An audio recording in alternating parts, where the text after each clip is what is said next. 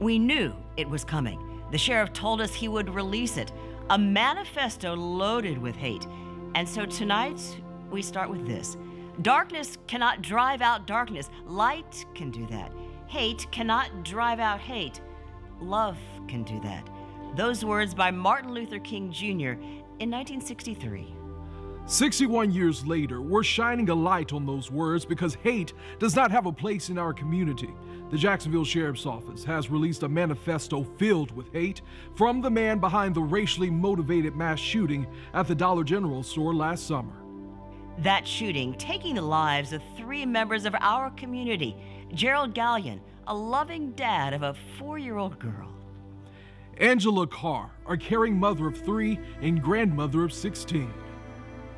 And A.J. Laguerre Jr., just 19, graduating high school a year earlier. Those faces are one of the reasons why we have decided not to publish a single word from the shooter's manifesto on our platforms, on air or online. We want you to know that our decision comes from a lot of discussion today in our newsroom. We wanted to do the right thing, and we know the families are still hurting and the community is still healing. So our commitment to you is to remain focused on the victims and meaningful change. We want to avoid content that aims to divide our community. First Coast News on your side starts right now.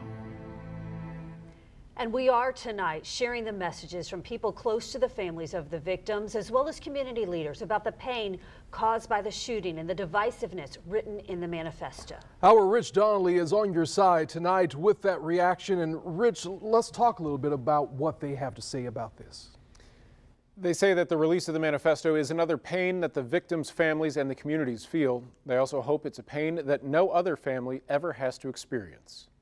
This is the man that destroyed their family. Jacksonville attorney John Phillips represents the family of Angela Carr. While he will use the manifesto as part of his wrongful death lawsuit, he urges his clients and the community not to read it. I've read it all. It's hard to read. The N-word is probably written hundreds of times. He advocates for the assassination of people by race, period. In the days, weeks, and months after the shooting, memorials to the 3 victims were placed outside of the Dollar General. But the pain also remains. It hurts our whole community. It hurts our city in general. Reverend Willie McLaurin of St. Andrew AME Church in Jacks Beach says rhetoric described in the manifesto is harmful and ignorant. Hatred comes from fear. Fear of me not knowing a person's culture. But instead of continuing that divisiveness, McLaurin hopes events like this can bring different sides of our community together. It's amazing how we can band together when devastation or disasters come, but why can't we do that every day? Joining forces so that we can walk hand in hand together, making our communities and our neighborhoods safe. Phillips plans to file his lawsuit next month, but hopes this will lead law enforcement and lawmakers to take actions that will prevent this from happening again. We've got to investigate how these racists, how these deviants empower each other and communicate, and how they obtain firearms and who knew. When the manifesto was released by the Jacksonville Sheriff's Office, Sheriff T.K. Waters released a statement saying that the investigation into the Dollar General shooting is complete and that releasing the manifesto poses no hindrance to the investigation. The shooter killed himself at the scene and no additional arrests have been made. Reporting Rich Donnelly, First Coast News, on your side.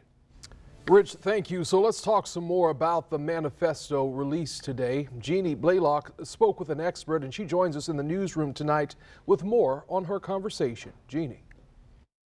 With the retired FBI special agent in charge, Rick Schwein, he spent 26 years tracking terrorism and working active shooter scenes. He's read the manifesto, and right away he focused on the shooter as a lone wolf.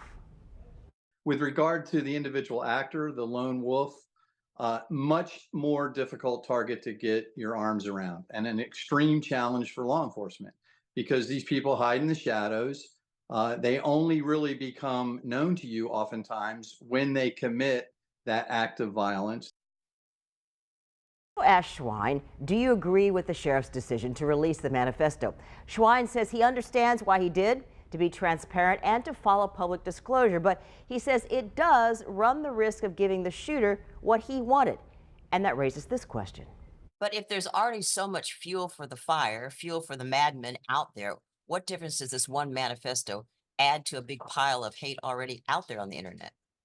Well, I think, that's a rhetorical question, right? There is a lot of stuff out there, but now you're giving a specific person a voice. You're giving him exactly what he committed that act of violence in order to achieve. So take that off the table. So Schwein says, let's keep taking that off the table. And he says, no matter your opinion, his thoughts go out to the victims of families tonight. First Coast News on your side. Jeannie.